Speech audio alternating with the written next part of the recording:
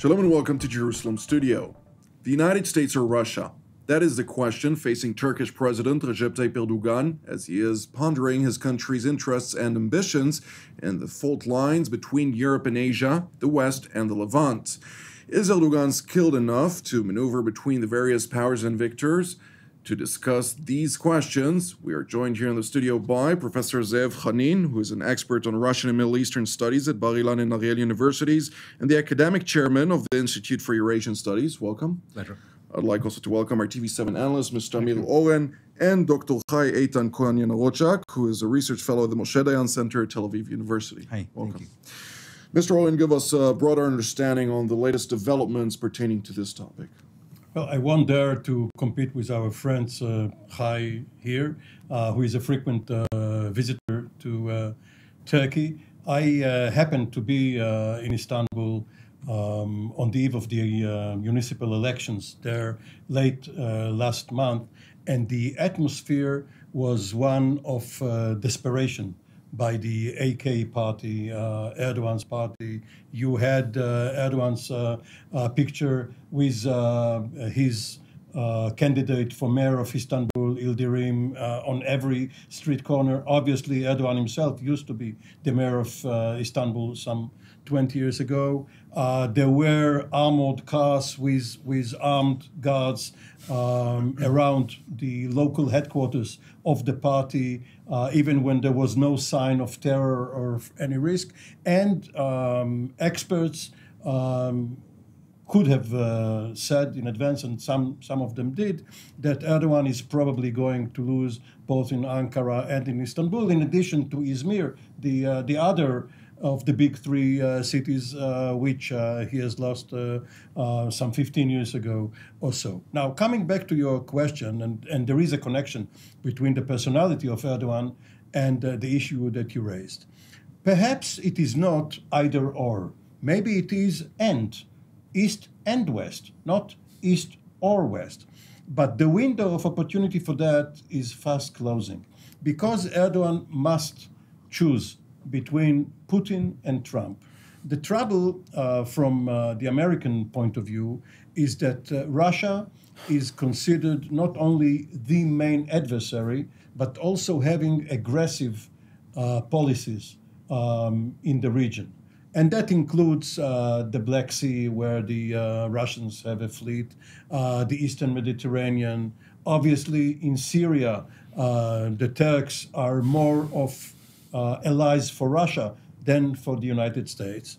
And therefore, if Turkey decides to cast its lot with Russia, it cannot have the F-35 fighter plane. The Pentagon is against it, even though President Putin himself might want to find some compromise.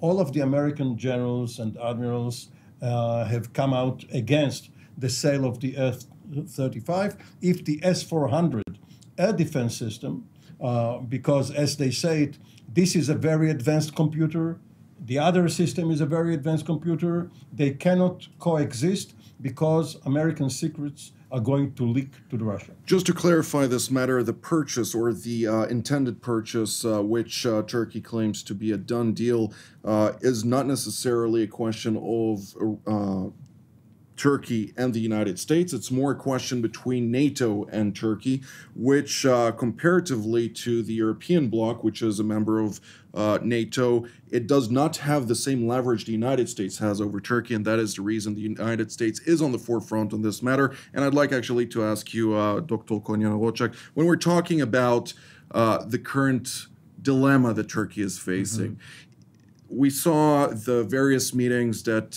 President Erdogan had in Moscow, much like Prime Minister Benjamin Netanyahu pre-election, which came actually in the advantage of Netanyahu comparatively. However, the various photo ops that Erdogan made with Putin and with also his Iranian counterpart and so on didn't come to his advantage, as he was probably, according to people that I spoke with in Turkey, indicating a more Russian or Moscow-oriented approach rather than a Western-oriented, which still a big portion of Turkey is quite keen of attaining, especially in the big municipal cities, Istanbul, Ankara, and so on. To what degree did the election situation in Turkey frustrate the ruling AK party, knowing that their strategic maneuvering is actually going against them when it comes to domestic politics? Okay, first of all, I would like to mention that these results, for me, it was a huge surprise. I was not expecting a defeat for the ruling party in Istanbul. Similar to Mr. Orhan, I also visited Istanbul and I spoke with people. And people were, they were afraid of mentioning their position, or they were very much sure that the ruling party will win in the elections. I'm not speaking about Ankara. In Ankara, everyone was expecting the victory of the Republican People's Party, but in Istanbul, it was a huge surprise. And I guess it was also a surprise for Erdogan himself. And in this regard, I would like to tell you, according to the leakages from social media, we all understand that the most important income source for Justice and Development Party was the Istanbul municipality. And in this regard, we understand that they don't want to use this huge income, because when we are speaking about the Turkish economy, we do see that the Turkish Istanbul province is the locomotive of the whole Turkish industry machinery. And that's why today Erdogan and his government, I mean his party, Justice and Development Party, they submitted an appeal for renewing the elections. Yesterday, Binali Yildirim, the candidate of Mr. Erdogan, openly told that the ballot box was stolen. Who used to be the prime minister also. Yeah, but before the elections, they, when they were asked whether if the opposition, if they can sleep comfortably at night, if there is a ballot box security, so Mr. Yildirim and Mr. Erdogan said to everyone that we have the most secure election mechanisms and nothing can deteriorate the legitimacy of these elections. But today we are in a different place. And so I'm just asking another question, a contra question.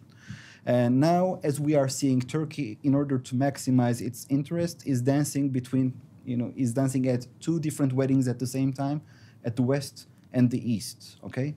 But from the West, Mr. Erdogan got an electoral legitimacy. And if he will renew these elections, and if in this new elections, Mr. Yildirim will win, so many Turkish citizens will basically express their mistrust against the system and Mr. Erdogan's legitimacy, that he always won each election that he entered, right?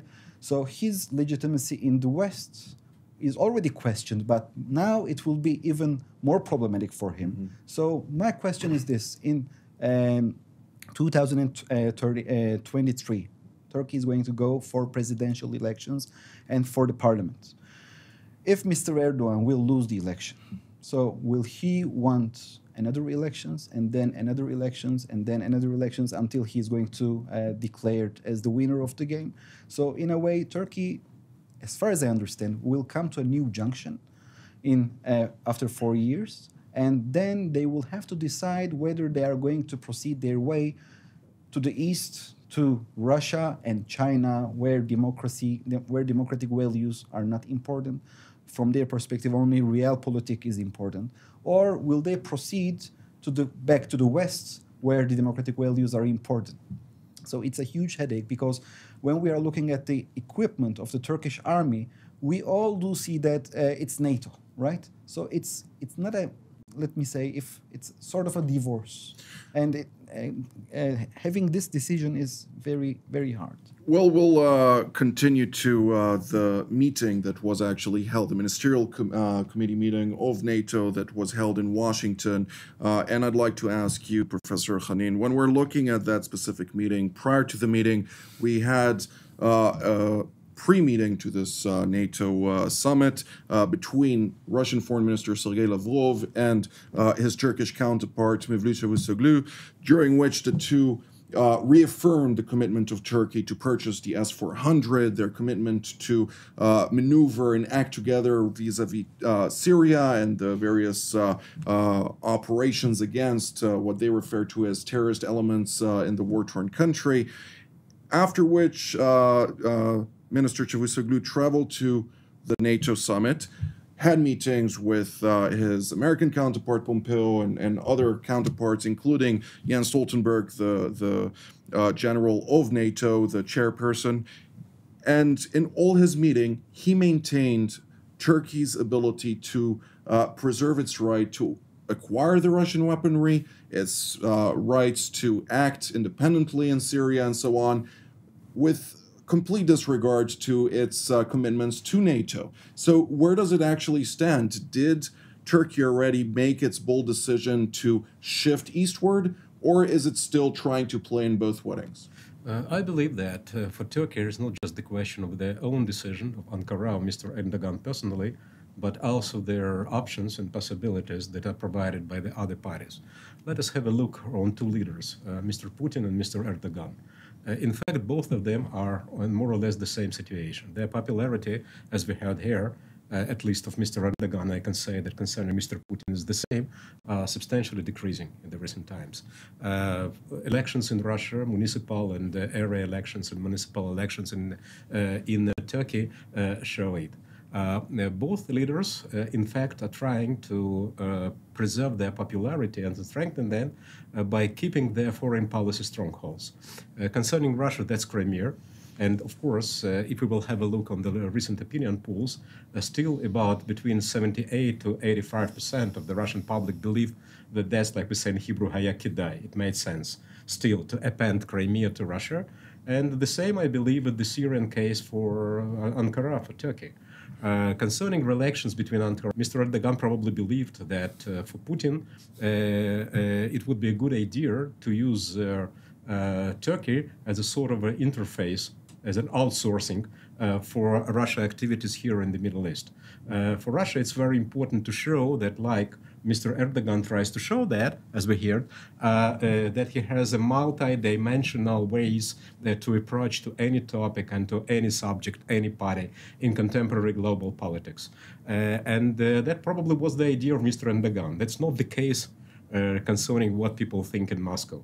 This meeting that you mentioned between two foreign policy leaders, in fact, if we can read between the lines or hear what people say about that, was an attempt of each party to use the other one to ensure their own interest rather than the sort of develop a new sort of a partnership. Second point, it is probably a false assumption or belief of Ankara that Russia needs Turkey to be a sort of a channel of contact with the West. Putin doesn't need them. And of course, not the United States. Moscow is even more interested in the Israeli than the Turkish channel at the moment. And finally, it is less and less relevant for Russia to see Turkey as a sort of a subject that combines its Western and Eastern policy. It was believed in Russia that, like Turkey, we could be there, here and there.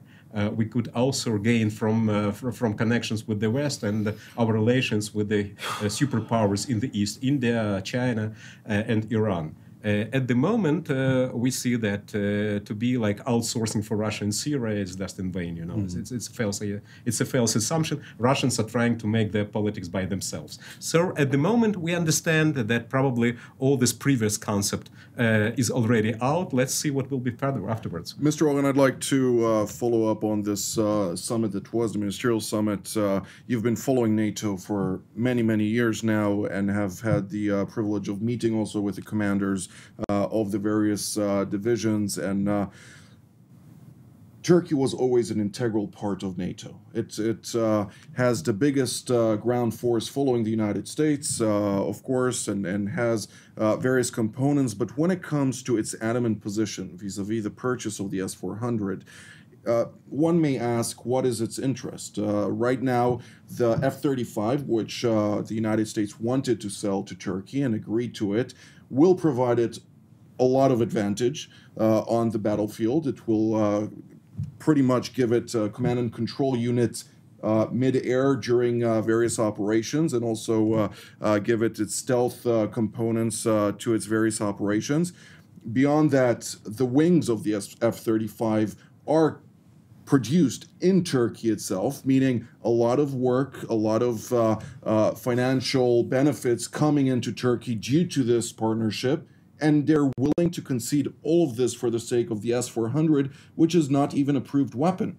To what degree can you actually consider this a mere decision to fight against the United States, or some may say, in order to protect their own regime in the case of a future coup? So just one short political comment first. In Istanbul, the Kurds are a sizable minority. And because Erdogan has such support elsewhere in Turkish society fighting Kurdish terrorists, it is said that the 2 or 3 million Kurds in Istanbul voted against him. So he has to balance all of these considerations. When it helps him on one side, it hurts him on the other. Because in Syria, obviously, he wants a security belt against Kurdish insurgents or terrorists. Now, what were the sources of Turkish power? Of course, during the Ottoman Empire, they had a huge landmass. They had their army until it fell short, and they were and still are the custodians of the straits. They have a choke point. If they misuse their responsibility under international conventions, the Black Sea fleet of the Russians cannot go into the Mediterranean, which all of that, after the Ottoman Empire, made them neutral rather than side with one of the parties.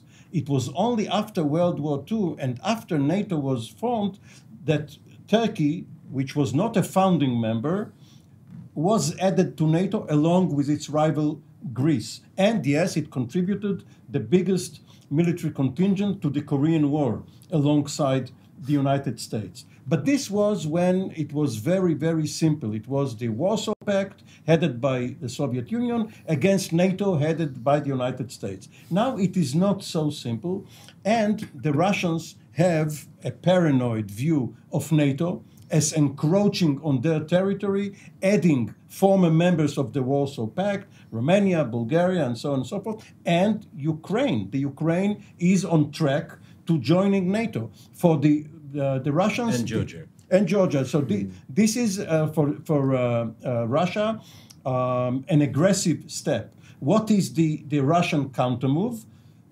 This is what they call the near abroad. The Americans also have a near abroad. It's called Venezuela, or it's called Latin America. You are playing in my backyard, I'll go and play in your backyard. And I will try to pry Turkey out of NATO. If not de jure, at least de facto, because NATO is dependent on consensus.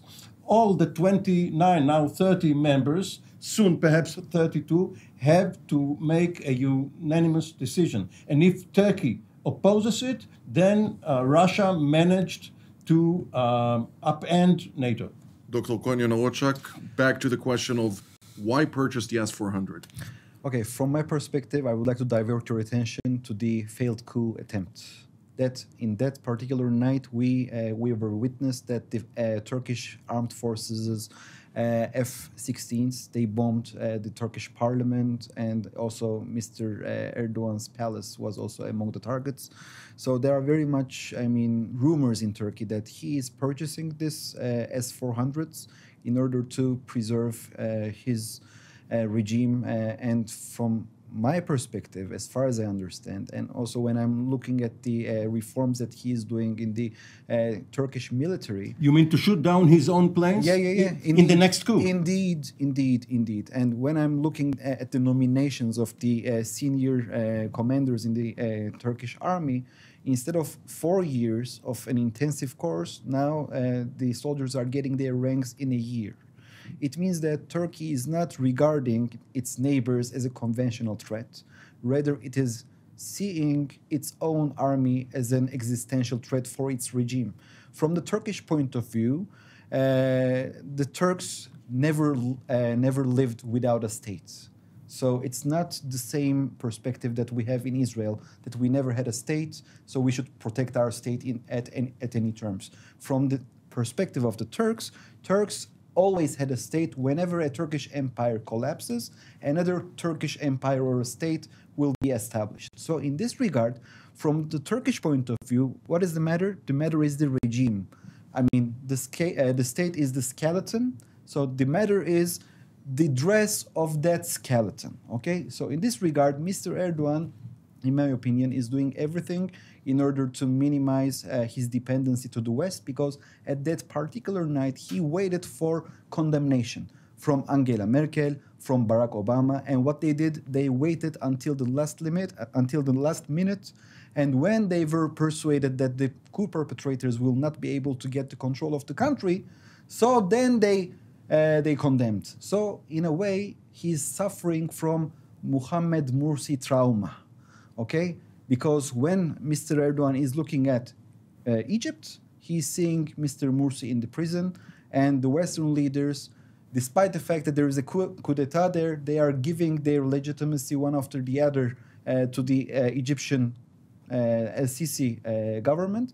So from his perspective, Mr. El-Sisi is the reflection of the Turkish coup perpetrators in Egypt. That's why we are not having any proper relations between Cairo and Ankara. So from Erdogan's perspective, he cannot trust the West, because at that particular night, the West basically failed in the most important exam from his point of view. And his enemy, Gulen, is still in Pennsylvania. In Pennsylvania. And another issue, after the failed coup attempt, his first visit was to Russia, to St. Petersburg. And in that particular visit, he got the carte blanche, right? The ticket for entering to conduct an extraterritorial military operation in Syria. Without the Russian consent, he could not enter. One more thing. Until certain red line. Yeah. Exactly. Yeah. And one more thing. Let us not forget that Erdogan did apologize from Russia, but in Turkish he did not apologize. He just, expressed his sorrow. I had to call my friend in Russia in order to understand if he did apologize in Russian, because in Turkish, the Turks are not apologizing, okay? They are standing still, okay? They are not, they are not. It's a matter of respect. Yeah. I'd like to ask you, Professor Khanin, when we're looking at the Turkish shift to the east, which is clear. Let's put all things aside. It's quite clear that they're shifting towards Moscow. Did all this shift happen at a certain understanding within Moscow that Turkey is in a troubled position, so let's give them that nudge to move to our side in order to bolster our positioning, not only on the Western Front, but also on the Middle Eastern Front? Absolutely, yeah. I would say that it's a very good assumption. In principle, in Moscow, there is a sort of understanding, as far as I see it, that now Turkey is in a situation that Russia is able to ask any price at the moment. And the question of apology is really not so important. In the Russian culture, they can live without that. It's much more important that Turkey will become the same as they believed, a sort of a satellite member in the Union of Free Empires, like 200 years ago, meaning Russia, Iran, and Turkey, as they believed Iran should be, and Iran is not at the moment. On the other hand, we have that if I will try to assume what were the reasons of Erdogan to buy this S-400 missile, there were three reasons. Two were already mentioned. One is to show to the West that Ankara always has an alternative. A second is actually a question not to found itself, which Turkey found itself after their, stopping the armament, military relations with Israel to endanger the Turkish army, so to have another source of equipment. And third, to connect, to kneel Russia to Turkish interests. I'm not really sure that in Moscow and St. Petersburg, they see the situation in the same way. Well, we're drawing near to the end of the program, so I'd like to give each and every one of you the opportunity to provide a short analysis to where may things head in the near future. Mr. Oren, we'll start with you, and I'd like also to bring Israel into the picture, also vis-a-vis what Professor Khanin said with regard to the purchases of Israeli weaponry to Turkey, which are semi on hold on many fronts and have put Turkey in a somewhat of a crossroads with regard shift to the east, as he mentioned. Erdogan is now in power more than 16 years. And if one looks at the other veteran ruler, Vladimir Putin, you see that there are two processes which converge here. Erdogan has been more anti-American than pro-Russian, going back to the invasion of Iraq in 2003, when he blocked the American maneuver. The Americans wanted to come from the north, from the northwest, and divert attention from their main effort, and Erdogan vetoed it. So, and of course, Putin is trying to have a Russian renaissance. Israel cannot apparently have better relations with Turkey as long as Erdogan is in power. Professor Khanin, one sentence? While Astana and Geneva blocks and processes are in crisis, all the subjects involved in the situation here in the Middle East are looking for new loyalties and alliances. Dr. Cohen Yanarocak? Since Turkey is now suffering from a deep economic crisis, I think Mr. Erdogan will do everything in order to divert the attention to other place, which means he needs a good picture, a victory picture in northern Syria. And in this regard, how can he persuade the Americans? Maybe if he's going to use this S-400s as a leverage so that he may enter to the city of Manbij, and when the Turkish tanks will enter to the city with Turkish flags, then he may again can entrench his popularity at home. He needs a good picture. And will he go forward with the S-400 purchase regardless of the consequences? No. I think, in my opinion, he should come to a new junction. And in that junction, he should decide whether to go or not. If he's not going, so in order not to show the Americans that he's defeated, right? Unfortunately, that's all the time that we have for today. I'd like to thank Professor Khanin, Mr. Oren, and Dr. Cohen Yanarocak. And I'd like to thank our viewers as well, and we will see you next time. You just watched TV7 Jerusalem Studio. We encourage you to pray for the challenges raised in today's program. If you were blessed by our production, please consider supporting TV7 Israel. The details of our respective bank accounts for donations from Europe and the United States appear on the screen. Your generosity allows us to continue to serve God's calling, to broadcast content that truly matters through TV7 Israel from Jerusalem.